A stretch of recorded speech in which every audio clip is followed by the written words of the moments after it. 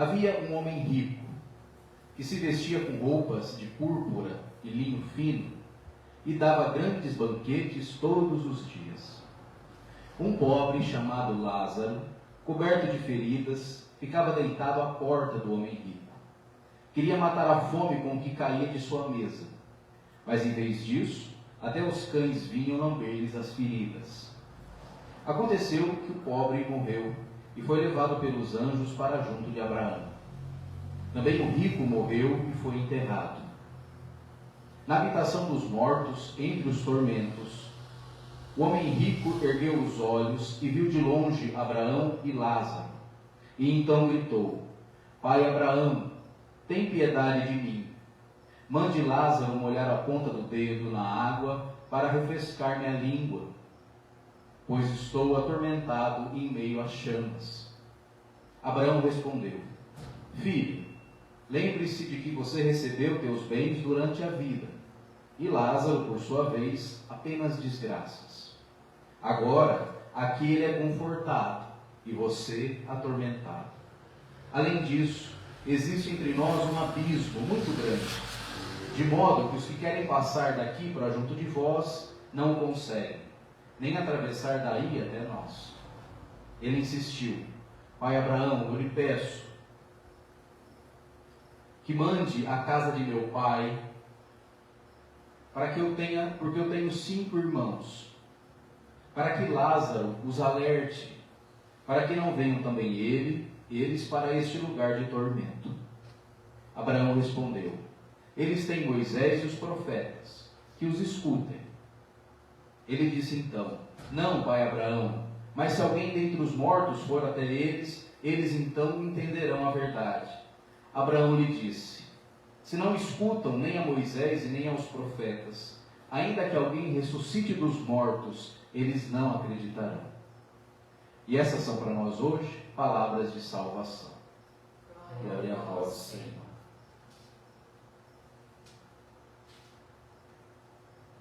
Muito bem. Então vamos refletir um pouquinho, brevemente, sobre essa parábola, a última parábola do capítulo 16 do Evangelho de Lucas. Não sei se vocês perceberam, mas as parábolas que Lucas conta, assim como todas as outras também, dos outros evangelistas, mas Lucas tem algumas parábolas que é exclusiva do evangelho dele, você não encontra em outros.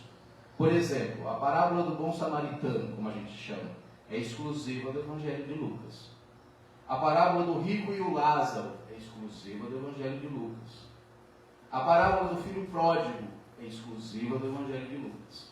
Os outros não narram essas parábolas. E todas essas parábolas que são exclusivas do evangelho de Lucas têm o mesmo pano de fundo. Qual é? A questão social. Interessante a gente pensar nisso, né? Quando a gente escuta uma parábola, e essa especialmente, qual é o primeiro erro que as pessoas cometem? No entendimento. Quando eu digo pessoas, digo também os líderes religiosos. Achar que essa parábola fala de coisas que vão acontecer para depois da morte, não é? Porque ela fala de céu, ela fala de inferno, não é? Ela fala de tormento e etc. Só que não é esse, ou não deve ser essa, a leitura correta dessa parábola. Por quê? Porque é uma parábola. Ou seja, Jesus aqui não está narrando como é a vida depois da morte. Senão ele diria: olha, agora eu vou dizer para vocês o que acontece depois da morte. Não. Aliás, pasmem, Jesus nunca disse com pormenores o que acontece depois da morte. Ele só diz que há ressurreição. Nós seremos levados para junto de Deus. Agora, como se dá isso? Não disse. Isso quem inventa é o cristianismo, né? Ou os nossos irmãos espíritas, que até dão detalhes de como foi a coisa, né? Que você vai para um hospital, não sei o que tem, e aquilo outro. Tudo muito parecido com o que tem aqui. É uma projeção, né? Então, existe aqui e projeta lá. Mas no fundo, ninguém sabe. Então a gente tem uma única alternativa: fé. Deixa que Deus vai revelar para você como é quando você partir. Até lá, se contente com o mistério e com essa boa notícia. Qual? há uma vida depois da morte. Como é? Nós sabemos. Todas as vezes que perguntam isso para Jesus, Jesus arruma um jeito de dar uma resposta meio vaga. Por exemplo, quando falam para ele assim: Senhor, uma mulher morreu sem deixar, um homem morreu sem deixar filhos. E o irmão dele assumiu a mulher dele, que era assim a lei da época, a lei do levirato. Depois esse homem morreu também sem deixar descendente, o outro irmão assumiu de tal forma que ela passou pela mão de vários. Legitimamente, legalmente, todos os maridos dela, segundo a lei de Moisés. Na ressurreição, quem pergunta isso são os saduceus, porque eles não acreditavam na ressurreição. Aliás, a doutrina judaica dos tempos de Jesus, que era a doutrina oficial do templo de Jerusalém, não acreditava em vida depois da morte. Os sacerdotes do tempo de Jesus, coerentes com o ensinamento judaico, diziam: morreu, acabou. Deus deu a vida para o homem, uma vida só, não tem reencarnação, morreu, acabou. Um grupo religioso da época, que eram os fariseus, diziam: não, existe sim a ressurreição dos mortos, porém essa ressurreição vai acontecer, sabe quando? Você morre, você vai ficar dormindo, eles diziam, num sono profundo, não vai ter consciência de nada, e quando o mundo acabar, quando vier o juízo final, aí Deus levantará do túmulo as pessoas. É mais ou menos como pensam os testemunhos de Jeová hoje. Eles seguem esse entendimento fariseu do tempo de Jesus. Jesus fala, e aí ele concorda com os fariseus, existe sim vida depois da morte, porém ela se dá no momento da morte. A gente entende isso na cruz, quando o ladrão, entre aspas, que se arrepende, diz para Jesus: Senhor, lembra-te de mim quando entrares no teu reino. E aí Jesus diz: hoje estarás comigo no meu reino. Então, porque Jesus tem a consciência, que hoje nós também conseguimos ter pela lógica, de que se Deus habita a eternidade, e a eternidade não tem tempo, porque não existe matéria, e o tempo nada mais é do que o cálculo do movimento da matéria. Se o que é espírito não tem matéria e Deus é espírito, Deus não tem tempo. Logo, não tem o que esperar. Morreu, ressuscitou. Só que Jesus não tem como dar detalhes disso, ainda mais há 2000 anos atrás. Então, a resposta que ele dá para os saduceus é: olha, vocês estão totalmente enganados. Lá na vida com Deus, ninguém se casa ou se dá em casamento. Nós seremos como os anjos do céu. Agora, ele também não diz o que é ser um anjo do céu. Então, olha que resposta meio vaga. É como se Jesus quisesse dizer assim: olha, não adianta eu falar nada sobre isso, porque vocês não vão entender nada. A única coisa que é bom que vocês entendam é: as relações que nós temos aqui, elas acabam aqui. Interessante isso, né?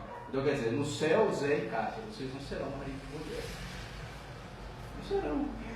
Que triste, né? Assim como no céu eu não serei filho do meu pai. Por quê? Porque nós seremos todos o quê? Irmãos uns dos outros. Irmãos. Nesse sentido. Ou seja, as nossas relações são outras. E ainda bem, não? Para pensar. Não é? Daria uma confusão. Porque se a pessoa for divorciada. E se a pessoa não se dá bem com a pessoa que não. Pois é. Aí vai chegar lá e falar: ixi, vou ter que ser irmão desse irmão. É que nem a piadinha lá do cara que morre, não é? E aí ele morre, aí depois de tempo a mulher morre também. Aí eles se encontram lá e ela fala: ai, bem que saudade. Ele fala: opa, o trato é até que a morte você vai. É outra coisa. Quer dizer, as nossas relações aqui são de uma determinada qualidade. No paraíso é outra. Né? Meu Deus, que nem isso, falando da morte.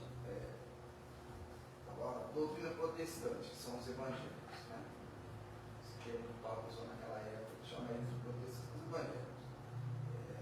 Falando da morte, interessante. Para eles é um sono profundo. Os católicos já vê de uma maneira que morreu, já vai para os outros dias. Não vai entender uma coisa.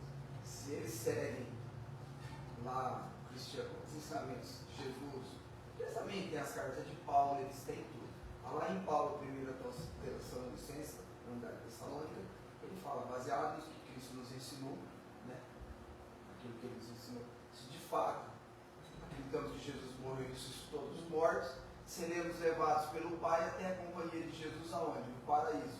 Então aí já está falando, o cara morreu, o Apocalipse ou a vida que vai chegar, além dessa vida que a gente tem quando morre, é no momento da morte. Sabe? Porque Paulo falou isso lá 2000 anos atrás, baseado no que Cristo nos ensinou. Embora ele não sendo um discípulo de Jesus, chegou até ele. Aí no entendimento dele, baseado no que ele perdeu os cristãos lá, porque ele conviveu com Cristo. Sim. Né? Ele falou que seria aí no momento da morte. Sem dúvida nenhuma. E ele também diz outra coisa que eu acho fantástica. Porque eles não acreditavam na ressurreição. Não. E na verdade essa turma, eu não vou dizer os protestantes em geral, mas alguns segmentos protestantes têm esse entendimento do sono, porque era um entendimento judaico. Só que eles não entenderam que eles têm que fazer uma opção. Até hoje a igreja evangélica não entendeu que eles têm que fazer uma opção. Eles usam os dois. Pois é. Porque o sono pela conveniência deles. Ou eles usam agora o Novo Testamento e pela conveniência usam o Antigo. Exatamente. E a grande verdade é que não há conciliação. Você vai virar um esquizofrênico se você ficar tentando conciliar uma doutrina e outra. Porque não é complemento, como a gente aprende, é contradição. O Novo Testamento contradiz o Antigo. E Jesus diz isso. Ouviste o que foi dito aos antigos, eu, porém, vos digo. Então ele corrige. Uma das coisas é a questão da vida depois da morte. Os saduceus estão errados, não é morreu, acabou, porque o ser humano não é só matéria. E os fariseus também estão errados, porque não tem que esperar nada. E Jesus fala que o Apocalipse é quando a gente morre. Paulo também, você citou Paulo, né, pai? Paulo também tem uma outra frase que eu acho fantástica, é quando ele diz assim, olhos jamais viram, ouvidos jamais ouviram, nem chegou ao coração de homem algum o que Deus tem preparado para aqueles que o amam. Ou seja, ninguém sabe, mas é algo maravilhoso, porque se aqui já é bom, imagine lá. Então, essa é a resposta mais honesta que existe. Então, a parábola, que é o que nos interessa hoje, a parábola do rico e o Lázaro, não é uma descrição do que acontece depois que a gente morre. Tem que entender o que Jesus quis dizer com isso. Então vamos lá. Primeiro, Jesus começa a parábola dizendo: havia um homem rico que se vestia com roupas finas. Ele até diz que qualidade de roupa, ele diz de púrpura. Esse tipo de roupa, na cor púrpura, era a roupa que os religiosos lá, os sacerdotes do templo usavam. Então já está até criticando a turma lá. Ele está falando: havia um homem rico que se vestia com roupas finas, de cor púrpura, e dava banquete todos os dias. Então era um homem que esbanjava os bens que ele tinha. Né? E havia um outro homem chamado Lázaro, que era muito pobre, e que vivia ali na porta desse homem rico, esperando comer dos restos dele. Só o começo dessa parábola a gente não pode passar despercebido. Alguns detalhes aí. Quais? Primeiro, esse homem rico tem nome? Não. Esse homem pobre tem nome? Então aqui nós já temos um detalhe. Na cultura judaica, dar um nome a alguém era dar uma identidade à pessoa. Por isso a importância, né, do pai na cultura patriarcal dar nome ao filho. Quer dizer, você está dando uma identidade para o filho. A partir do momento que você dá um nome, ele tem uma identidade, ele é uma pessoa, ele tem uma dignidade. Você chama ele pelo nome. E Jesus diz isso, né? Eu vos chamo pelo nome. Ou seja, eu sou aquele que dou dignidade para vocês. Vocês não são qualquer um. Eu chamo vocês pelo nome, eu os conheço. E Deus muito mais, Jesus vai dizer. Se eu os chamo pelo nome, Deus sabe até quantos fios de cabelo você tem na sua cabeça. Ou seja, Deus nos conhece. E o nome na cultura judaica representa isso, a dignidade da pessoa, a identidade. Então aqui Jesus já está dizendo, um homem tem identidade, o outro não. Por quê? Porque um é reconhecido pelo que tem, o outro pelo que é. Então a parábola está falando de duas situações, de dois tipos de pessoas que existem no mundo, que uma se reduz ao que tem, o outro ao que é, apesar de não ter nada. E aqui a gente está falando de duas classes sociais distintas. Que no tempo de Jesus era muito pior que hoje, como eu expliquei na semana passada. No tempo de Jesus não havia classe média. Então você tinha os ricos e você tinha os miseráveis, que eram os camponeses. Não tinha classe média, não tinha intermediário. A divisão social, a estratificação social do tempo de Jesus era muito mais evidente do que hoje. Então, quando Jesus, nas suas parábolas, fala de um homem rico, ele está falando, esse aí é o vilão. Por quê? Porque no tempo de Jesus, ninguém enriquecia se não fosse às custas da exploração dos outros. Não é como hoje. Hoje ainda tem gente, é difícil, mas tem gente que enriquece sem explorar ninguém. É raro, mas tem. No tempo de Jesus era quase impossível. Então quem ouvir essa parábola já está entendendo. Eu estou entendendo lá. Tem um homem que é o rico, é o vilão, e tem o pobre do Lázaro. E o que esse Lázaro tem? Nada, só um nome. Só que aí Jesus vai dizer, isso importa mais para Deus. É a identidade desse homem que salva ele, e não os bens do outro. Porque os dois morrem, um é levado para junto de Abraão, que é a linguagem judaica para dizer, foi para o paraíso, foi para junto de Deus, e aquele que esbanjava os seus bens foi para o tormento. E lá no tormento, ele olha e vê o Lázaro lá, junto de Abraão. E aí ele diz, pai Abraão, por que ele não se dirige direto ao Lázaro, né? Boa pergunta, não é? Talvez porque nem depois da morte ele reconhece o homem.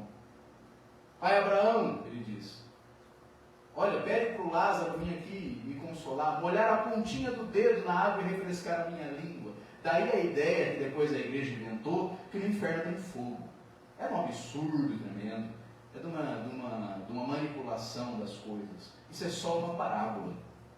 É uma ilustração. Não é que no inferno tem fogo, tem tormento, não é isso. Ninguém sabe como é. E nem sabe se existe mesmo inferno. Porque isso é tudo uma grande invenção da igreja, na Idade Média. O fato é que Jesus está dizendo, esse homem no tormento, mesmo depois da morte, não reconhece a identidade do outro. Não se dirige ao outro. O outro é ninguém para ele. É como se Jesus quisesse dizer, é um serviçal. Ele está ainda entendendo o outro como um serviçal. Pai Abraão, pede aí para o Lázaro vir aqui me servir, me consolar. E o Abraão diz assim, olha, sinto muito. Entre vocês e nós há um abismo. Esse abismo é o abismo social que existe entre nós. É a injustiça social. E Abraão, na parábola, reconhece, olha, é intransponível isso. Nem se eu quisesse, nem se ele quisesse, dá para passar. E a gente também pode entender isso, talvez, como uma questão também da vida depois da morte. Aí sim, quer dizer, porque não existe comunicação nem contato entre os vivos e os mortos.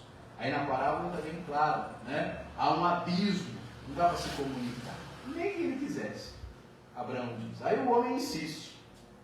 Olha, então pede para o Lázaro, olha aí, o cara nem depois de morto, deixa de enxergar o pobre do Lázaro como um serviçal dele. Pede então para o Lázaro voltar lá para a terra e dizer para os meus irmãos, eu tenho 5 irmãos, ele vai dizer, tenho 5 irmãos.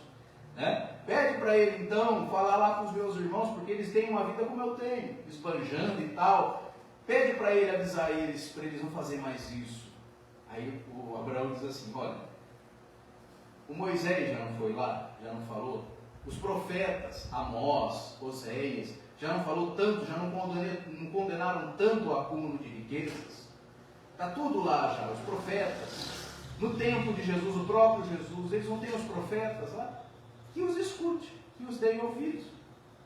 Porque nem se pudesse um morto voltar à vida para dizer isso, eles entenderiam. E aí Jesus está falando dele mesmo, de uma certa forma, né? Porque nós acreditamos que Jesus ressuscitou. E Jesus falava do perigo que é o acúmulo de bens. Então essa parábola está dizendo isso, olha, não adianta. Essa desigualdade, esse abismo que existe, é intransponível. Por quê? Não porque Deus quer, mas porque as pessoas não entendem algo muito simples. O quê? Que nós temos que viver nessa vida, exato, sem distinção, não é? De classes, sem distinção de sexos, sem distinção de cores, de nação, de povo. E aí já é um tapa na cara de quem acredita que Deus tem um povo eleito, que era a crença, é ainda a crença de grande parte dos judeus. Não todos, porque há exceções, sempre há. mas dos mais fanáticos. Então, quer dizer, aqui Jesus está dizendo, olha, é simples, nós precisamos viver preocupados em construir uma identidade para nós, um nome para nós, e esse nome não é construído com bens, com o que você tem. Infelizmente, ainda hoje é assim, né? Quando você vai falar do nome de alguém, geralmente isso está carregado do que a pessoa construiu materialmente. Diz fulano de tal, que construiu um império, que é dono não sei do que, não é? Os beltranos aí que são donos de tais e tais empresas, tais e tais companhias, não é? Aqui os Marta, os franciscanos, os Pascoaloto, os Zogaib, não é? Por aí, ou seja, a gente ainda associa nome a bens, a construção de um império. E Jesus aqui nessa parábola nos mostra que para Deus isso vale a mesma coisa que nada. Toda essa gente que a gente fica aí babando, porque são os fulanos e os beltranos, para Deus podem ser que seja ninguém, se eles não construírem uma identidade como pessoas humanas, não baseado naquilo que eles possuem, mas baseado naquilo que eles são, que é o que Jesus está dizendo o tempo todo no Evangelho. Ou seja, é uma coisa simples, mas que a própria parábola está dizendo, ninguém está disposto a entender.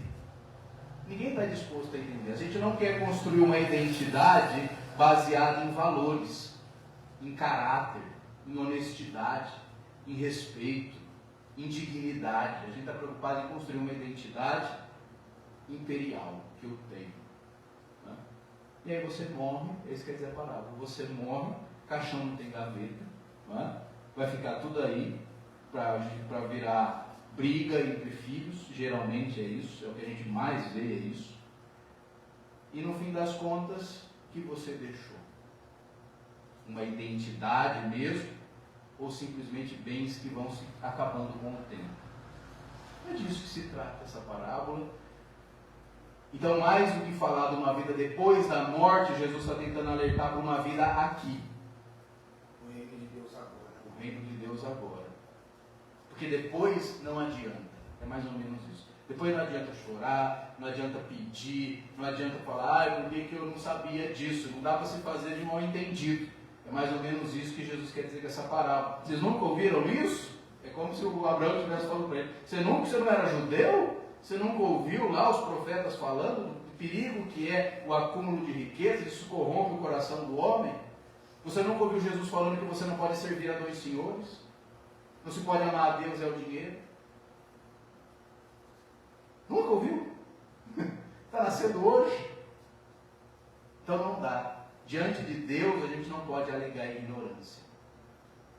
É mais ou menos como é na lei. Se você for preso por cometer um crime, você não pode chegar no juiz e dizer, mas eu não sabia dessa lei. Não existe isso.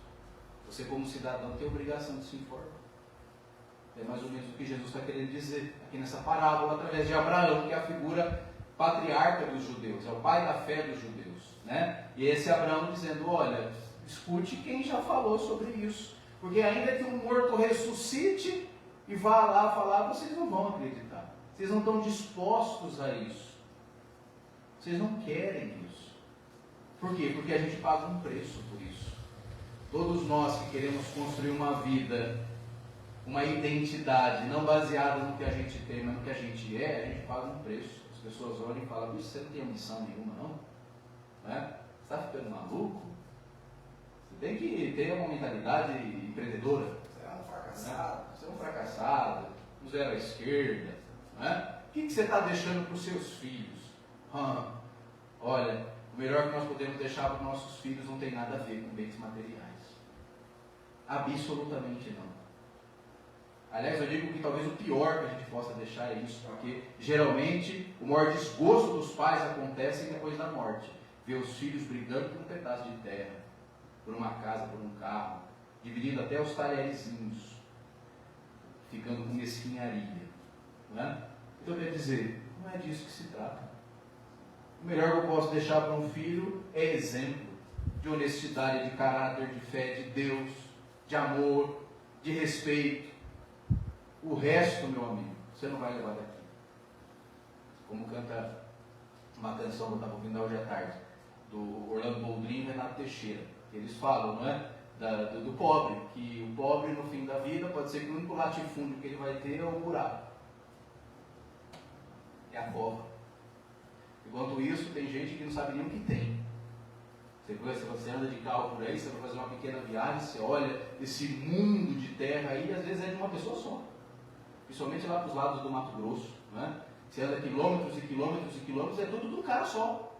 Enquanto isso, tem gente que a única terra que vai chamar de sua é a cova. E nem isso, né? Porque já morreu. Não é?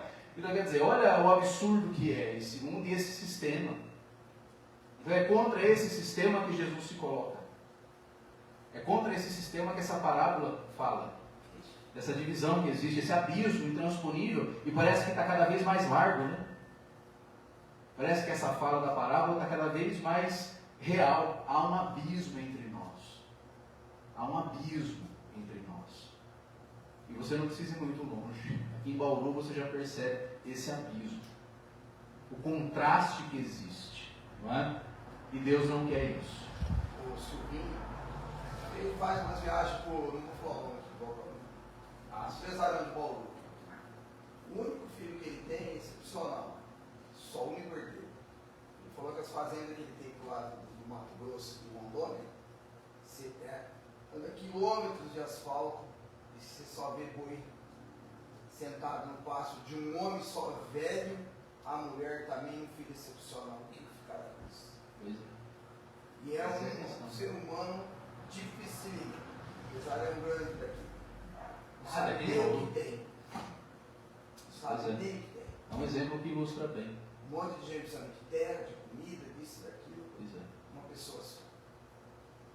Um país que ainda não fez a reforma agrária, que é isso. Isso que é revolta. Distribuição de terra, não é? Porque esse é o reino de Deus. Não adianta a gente falar de um reino de Deus para depois daqui e se conformar com isso, como é o discurso que as igrejas falam, não é? Não. O discurso de Jesus é: lutem para que o reino de Deus seja feito aqui, para que a vida seja boa aqui, para que as pessoas possam querer continuar vivas e não esperar que a morte resolva. De fato, a morte vai resolver mesmo, porque a morte coloca todo mundo em pé de igualdade. O rico morre, o pobre morre, é isso que diz a parábola. O poderoso morre, o coitado morre, todo mundo morre. Não existe poder que dure para sempre. Graças a Deus, a morte eu acho que é uma das melhores invenções de Deus, porque ela coloca tudo em pé de igualdade. Você vai com o mesmo buraco no amigo. Não adianta, você pode espernear, lutar, querer remediar, querer se congelar. Isso pode ser uma riqueza, né? Pois é. Agora tem gente que quer se congelar, né? Quer ficar congelado. Fazer um clone, fazer o que você quiser. Por um tempo e depois. Besteira. A morte vem para todo mundo. São Francisco chamava a morte de irmã. Né? Caminha do meu lado e ela resolve muita coisa. É a gente que não para pensar nisso. Que todos esses reis, esses gigantes do mundo têm pés de barro. Uma hora cai. Uma hora. Não existe reino que dure para sempre. Basta você olhar na história. Quantos impérios nós tivemos no mundo? Caíram. Quantos poderosos nós tivemos no mundo? Morreram. É disso que se trata essa parábola. Então vamos nos preocupar com isso, né? Será que eu estou construindo a minha identidade aqui pautada em quem eu sou? Ou naquilo que eu tenho? Né? Porque tem gente que você pergunta: e aí? Quem é você? Eu sou dono de não sei o que, eu sou dono de não sei onde, tenho não sei essa aplicação. Olha, a gente nunca ouviu falar de ninguém, e a gente como padre acaba às vezes presenciando esse tipo de coisa. Eu já presenciei isso na minha vida, que você acaba presenciando pessoas no leito de morte. E eu nunca vi ninguém no leito de morte dizer o seguinte: olha, deixa eu ir lá ver a última vez lá o meu pasto, lá onde está minhas cabeças de gado. Deixa eu ver de novo o meu extrato bancário aí. Deixa eu ir lá ver por onde anda a bolsa, por quantos anda a bolsa, o dólar. Vocês já viram alguém no leito de morte se preocupar com isso? Qual é a preocupação que alguém morrendo tem? Pois é. Ou então, queria ver pela última vez meu filho. Queria ver pela última vez aquele irmão que eu me desentendi. Queria ver pela última vez aquele amigo que eu não vejo há muito tempo, aquele parente querido. A Maiara e a Mariana, minha irmã, trabalham em UTIs. E elas já falaram para mim várias vezes isso. A pessoa não morrer, está lá, os médicos não sabem como que está vivo, porque falta ver alguém. Porque é disso que se trata a vida. É de pessoas, não é de objetos, não é de um pedaço de papel que a gente pinta de verde e diz que vale alguma coisa. Como o ser humano é imbecil. A gente mata e morre por um pedaço de papel que a gente agrega valor, que não tem valor em si. Por um pedaço de pedra. Olha aonde vai a imbecilidade do ser humano. Aonde vai? Não tem limites. Bom, mas se é verdade, como diz o ditado, que somos nós que fazemos as guerras, também é verdade que somos nós que fazemos a paz. Então, que nós possamos ser diferentes disso, porque o que importa na vida é isso. É o amor e as pessoas e as relações que nós vamos construindo, não pelo que eu tenho, mas pelo que eu sou. Amém? Tem, então. E vamos professar a nossa fé nesse Deus todo amoroso, dizendo todos juntos: cremos em Deus, Pai e Mãe, todo amoroso.